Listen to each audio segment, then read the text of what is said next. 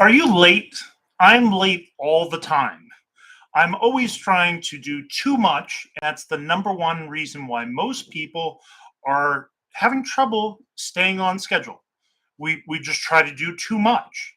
So today's webinar or today's live streaming YouTube video is going to be all about how can you have better time management. And from the perspective of somebody that does quality system auditing, because if you look at the spectrum of different tasks that you have in the medical device industry, an auditor's job is quite challenging because the goal is always we don't want to disrupt manufacturing. We don't want to disrupt anything that we're doing that, for an audit. So let's have the audit be as short as possible, but we want to make sure that we cover everything that we're supposed to that's on the standard in that short amount of time. So cover everything with no time. That's what they want.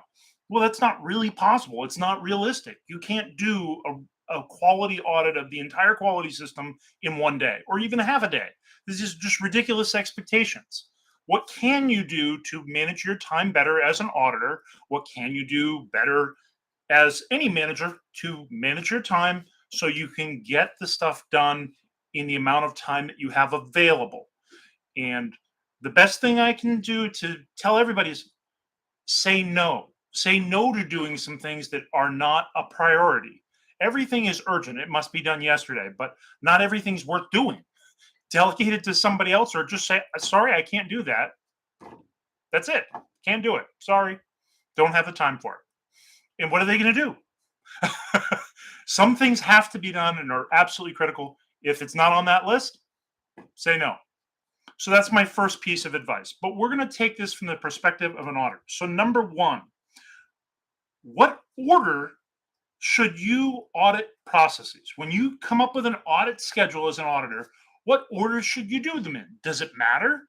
Should you do it in the order of the standard? No, absolutely not. They wrote it in a specific order, but it has nothing to do with that's the right order to audit it in.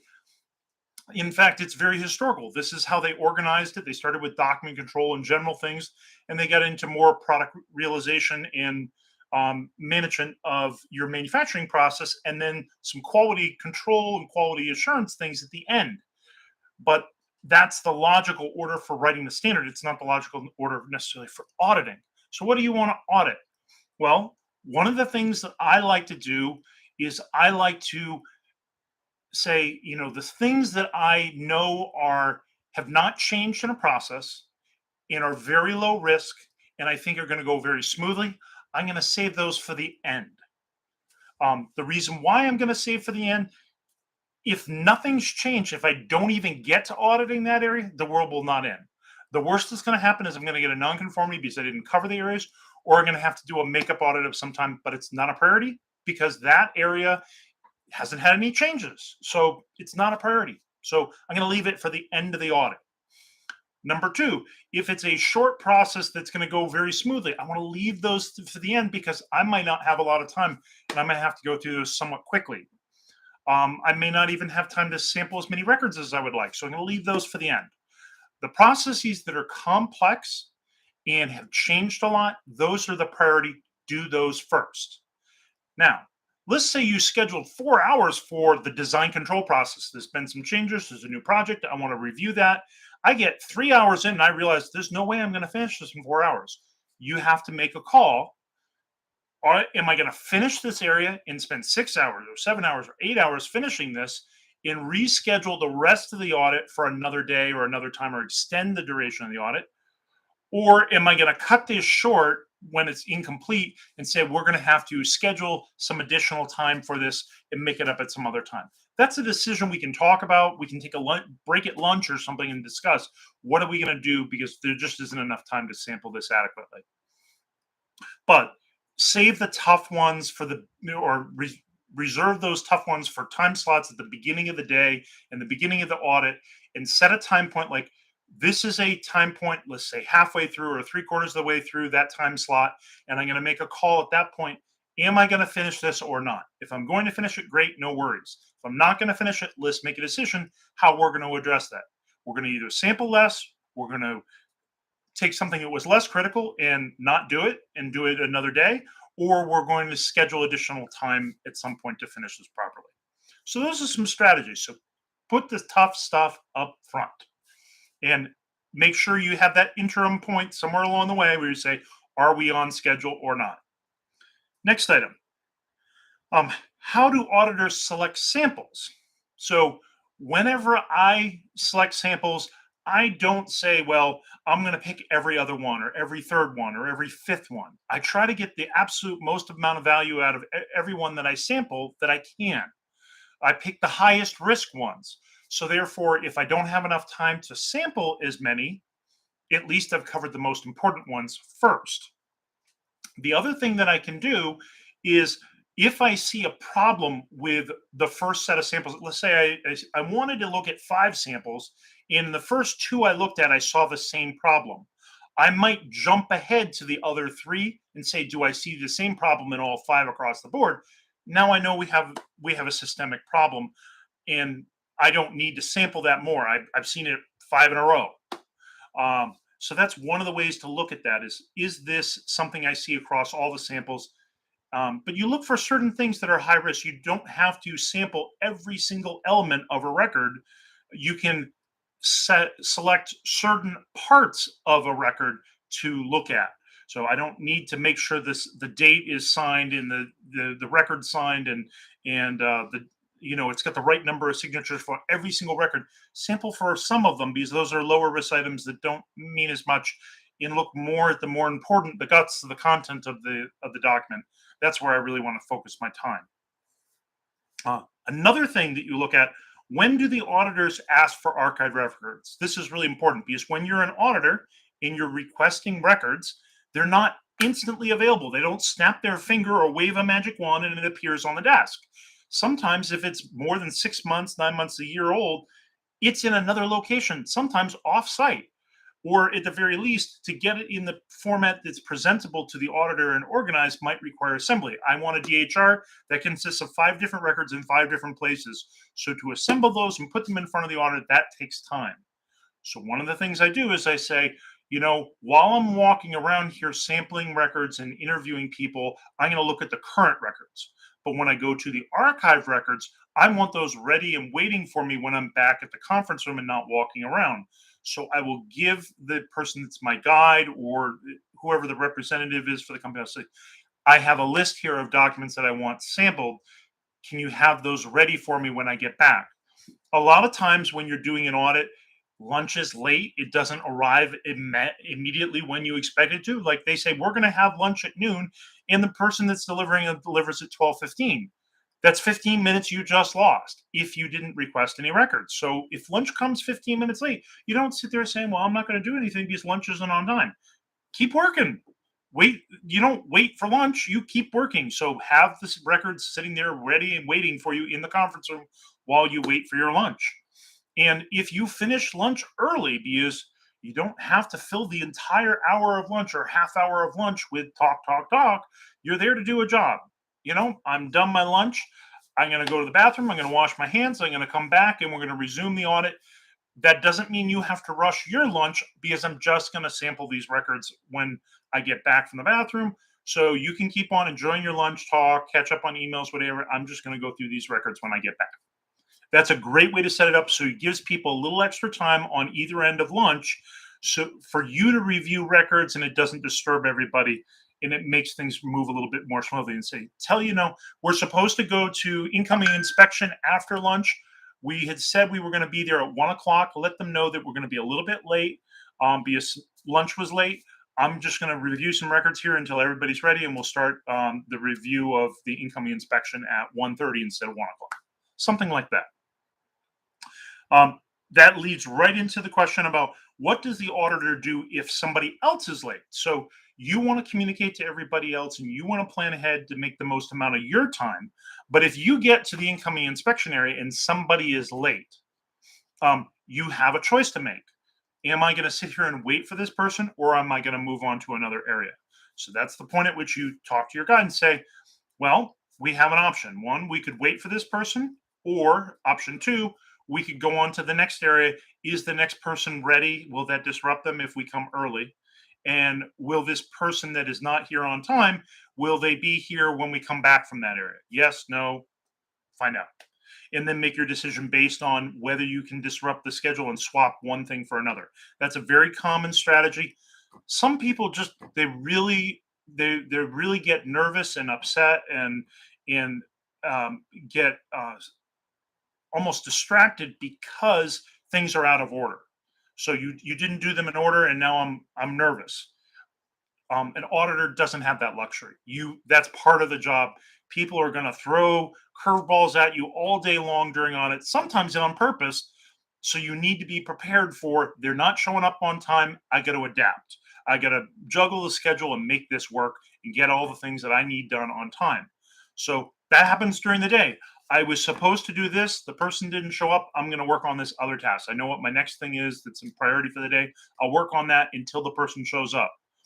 Um, in the past, when I was scheduling conference calls, I would always be like, well, I have 10 more minutes. I'll start on this. And I realized what that was happening is I'm very much tunnel vision, and I will start working on this and I will miss the time that I'm supposed to start that call. And I can set all the alarms I want, but I'm still going to miss it. I'm going to be in the middle of something and I'll miss it. So I found one of the strategies I can use sometimes is I can log into the call early and put it on mute, and I'll work on something. And then when the alarm comes off saying, "Oh, this person is just joined," now I put down what I'm doing, but I'm early for the call by doing that. So that's one of the strategies that works really well. Plan for something that you can do to keep busy while you're waiting for somebody instead of trying to squeeze in one more thing just before the call. Just handling it a slightly different login earlier, that really helps. Um, Next, when traveling. So auditors, if you go visit a supplier, if you're a professional auditor and you go visit a company, how do you schedule things? A lot of times things are done based on what is the cost of the hotel and how many miles do I have to drive? But after you've done this for 3.5 years, you leave on Sunday afternoon, you get back Friday after midnight, you learn 7 days a week of travel. When you're traveling every single day, you learn all the little tricks and all the little mistakes that could be made have been made. Every single disruption that could happen, um, blizzards, snowstorms, rainstorms, lightning, hurricanes, tornadoes, water spouts. I'd literally seen all of them when going visiting a company of some kind. Either it's a company I work for, or a supplier, or doing a professional audit. So in all of these cases, I've learned the number one most important thing is anticipate what's likely to go bump in the night, what flights are likely to be delayed. So the least likely flight to be delayed of the entire trip is the first flight of the day. That's almost never a problem because they had all night to fix the plane. The flight that's most likely to be late, the last flight of the day. You can almost count on that being an hour late. So that's something to keep in mind. Now, if I'm driving to a hotel and I'm going to stay somewhere and I know I'm going to be getting in late, maybe I don't want to pick a hotel that's super, super close to the company. Instead, I want to pick some place that's super, super close to the airport because I know I'm probably going to get in at 1 in the morning instead of 11 because my flight's going to be 2 hours late. And the last thing I want to do is drive another 2 hours to a client or 1 hour to a client to a place I don't know with no lights, no destination, no map. My phone isn't charged, so MapQuest isn't working, whatever. What do? Say, um, I'm going to take Uber or I'm going to take a taxi to the hotel that's across the street from the airport, and I'm going to get up early in the morning, have a cup of coffee, and then figure out how to get to the client. Instead, on a fresh set of brains after a good night's sleep, instead of trying to do that craziness in the middle of the night, which I've done many, many times. It's just a bad idea. Go from the hotel or go to the airport to the hotel and get some sleep and then figure it out in the morning. Set the alarm early, set a wake up call, get up out of bed, then figure it out in the morning. So that's one of the strategies I've used. Another thing for picking your hotel, if you have a multi-day audit, where are you going to eat? Well, a lot of times I'm like, I'll pick some place close to the company. I'll pick a place that they recommend. I'll pick a fancy restaurant that has the kind of food I like. But the more audits I do and the more places I eat out at, The one that really looks attractive is the hotel bar. So a lot of times I'm thinking, maybe I just want to pick the place that's really close to the hotel. So over time, I'm like, I can try all these different restaurants and some will excite me and some won't. But at least if I go to a place like McDonald's or Denny's, I know what I'm getting. I know what to expect. It's not the best food in the world, but I don't mind going there. I know exactly what I'm going to get. The price is right. And if there happens to be a Denny's next door to the hotel, then I can walk. I don't even have to worry about parking my car. So a lot of times now I start picking things that are convenient and easy and low energy level. I don't even have to think about it. I know the place I'm going to eat is next door to the hotel. And even if I have to eat there 3 nights in a row, that's less thinking, less effort, less driving, less parking, less time.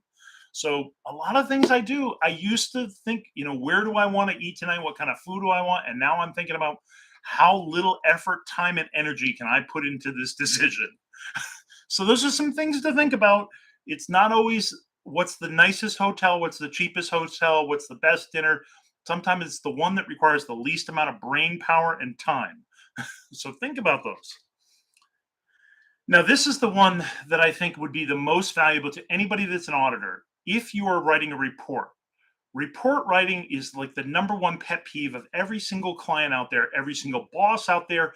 The auditor was late getting me the report. If something goes wrong and I have something else take precedent and that report gets delayed, getting back to it and finishing it is a nightmare. The best thing to do is finish the report immediately after the audit. The best the best reports I've written it at the airport on my way home from the client. So I finished the audit at 5 o'clock. I went to the airport. I finished it while I was waiting at the gate, and then I got on the plane and I just relieved. I am done with this audit. That feels so good to get on the plane and be done the audit. Or I only have a couple more paragraphs when they turn off the seatbelt light and I can pull out my laptop. I'm going to finish this report and then it's done. Those days feel so good to have it done just a couple hours after the audit closing meeting is completed. So if you can do that, do that. But when you write your report, there's some tricks, and these are really important. When you write an audit report, I try to do the process approach for every single process I look at. There are 7 steps to that. If I'm going to follow a 7-step audit approach to conducting the audit, why not write the report in that format? So each process I look at, let's say I'm looking at the incoming inspection process, 7 steps, boom, boom, boom, boom, boom. So first one, describe the process, couple sentences. Next, what are the inputs to incoming inspection? What are the outputs of incoming inspection? What's the equipment that I need in preventive maintenance and calibration and validation? What are the training requirements for that? And do we have training records? What are the procedures and forms? And last, what are the metrics for incoming inspection? Now that I've covered all those things, I have to summarize the area. I've learned I only need one sentence. And there are only 2 versions of that sentence. The sentence is um, based upon the objective evidence collected, this process appears to be effective. Or even simpler, this process appears to be effective. That's all you need to say. What more conclusion do I need to say? Is anybody can complain about, I said the process is effective. I'm done. That's my conclusion sentence. Now, if you had a nonconformity, here's the second version. This process appears to be effective except for the following nonconformity, or the following opportunity for improvement, or the following repeat finding that is now escalated to a major. It's one sentence, and you refer it to another place in the audit report where you list what that problem is. So, sentence number 1, this process appears to be effective except for. Now, here's the real trick. When I write my audit reports, a lot of times what I will do now is I'll have a template and I'll have each of those 7 items, and then I'll have my conclusion sentence already written, and I'll go copy, paste, copy, paste, copy, paste, copy, paste for each process. And I will take out of my agenda, I'll copy and paste all the processes and I'll put them at the front of each one. And so in literally seconds, I've put the heading for each section of my audit report from the audit agenda. And I put the 7 items for the process approach and my conclusion section in there just by copying and pasting. I haven't done any writing. I just copied and pasted. Now I edit each of those items. So I have it structured in the order that I expected. I don't have to put thought into it. Writing is a creative activity. Audit report writing is not a creative activity. It is objectively summarizing your results. Do it in a simple, very systematic way, and it will take you so much less time. You do not get brownie points for a creative writing exercise when you write an audit report. You get brownie points for being efficient and on time and covering all the things that you were supposed to. So stop trying so hard to make it a really great report and make it a complete report that's accurate instead and deliver it on time. So those are some tricks. Those are some tricks I've learned over time. Get that agenda, and sometimes I'll even ask my assistant, can you do this for me? Can you take the audit agenda, create all the headings for me, copy and paste this in here? We've even created templates like that, and we just copy the templates over and over again. Supplier audits, why come up with a completely new thing for each supplier? Have a standardized report template for supplier audit reports, save that, and then edit it. It's so much easier for me to edit things like, oh, that's not applicable, delete. Oh, this was different about this supplier, add. Add, delete, add, delete, add, delete. So much easier than starting from scratch. So come up with templates, make it systematic, have your 7-step audit approach be your 7 steps of writing the report, and always have the same conclusion sentence with 2 versions. The process appears to be effective. The process appears to be effective, except for, and you add the fill in the blank at the end. It's easy. So those are some things that you can do. There are other things for time management that I hadn't really discussed about it ahead of time, but we have a few more minutes. We're not going to use all the time, just a little bit. One of the things that you can do to improve the time management for auditing, think more globally, not on a single day. Block time. So if you concentrate on something, like I said, that sometimes I'll have laser focus. If you say, I'm going to do 4 hours on this, I'm going to block off my calendar. I'm not going to have any meetings. A lot of times, I'm not even going to be at my desk. I'm going to go hide somewhere and I'm going to work on this where nobody can bother me. I'm going to turn off my phone so nobody can bug me. I used to go to Starbucks and I would write my reports there, and then I'd come back to work and I'd get it done. I'd have coffee, I'd have good music, and nobody could bug me because I didn't know where I was. So these are strategies for blocking your time.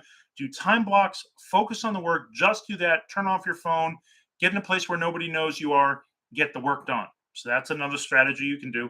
If I got to write a blog and I have all these distractions, I'll go to Starbucks now. I work from home and I still go to Starbucks to get my writing done. For whatever reason, caffeine, good music, and nobody can call me works every time. So that's one of your strategies for getting more done. Another strategy for if you have audits that you need to schedule multiple ones back to back. You sort of get into a rhythm. So if I have 2 suppliers in the Chicago area, I will plan them back to back. I'll do Tuesday is going to be this supplier and Wednesday will be this supplier. They're back to back. I'll use the exact same agenda. I'll pick a hotel that's equidistant between the 2, right next to a Denny's, and I'm really happy. And I only have to go through the car rental process once. I only have to get on the airplane once. I only have to check into one hotel. There's a lot of advantages of bundling things together. So, like activities, get them bundled together, get yourself in a rhythm. Does that mean I schedule 5 audits in a row? No, 2, maybe 3, but don't schedule 5 together. Schedule 2 together or 3 max together. It's a much better thing. And don't burn yourself up like I'm going to do 5 days of auditing in a row. Yeah, I used to do 5 days of auditing in a row, and that burned me out. 3.5 years, I was done. No more, please. I couldn't work for that company anymore. I don't want to be a professional auditor anymore. I would like to teach people how to be a professional auditor as well. That's how you get there. You do 5 days a week. But for you, if you're not a professional auditor and you don't have to work 5 days a week, take my advice: 2 days a week. Fly in on Monday, audit Tuesday and Wednesday, fly out on Thursday. Don't rush it. You don't need to rush to the airport and finish your report like I used to. Have your fun on the back end of the trip and the front end of the trip, and just get the work done on Tuesday and Wednesday. So these are some different strategies that you can do to get more out of your schedule. Tricks of the trade as I've done audits. Now, am I the perfect time manager? Absolutely no way. The answer to my little question up there, no. You can't learn how to be the perfect time manager, and auditors are not perfect time managers. If you asked any of my employees, they would say, no, absolutely not. That is not what Rob is. And he's not a perfect time manager. But I do manage. Um, we manage 75 clients simultaneously. We have like 5, 6 pre-subs a week. I'm managing 9 employees. I'm writing blogs. So the productivity is really high. Is it perfect? Not a chance. So your goal isn't perfection, but you want to make sure you get the most important things done well. That's the most important thing. Prioritize the most important things. Do those first, and some of those other things, if they don't get done, they weren't all that important. That's why they weren't at the beginning of my schedule. My best work's at the beginning of the day, and I save those to do first, and then the other stuff's the end of the day. I hope that was helpful to everybody. And if you have a suggestion for next week's live YouTube streaming video, please let us know. Bye bye.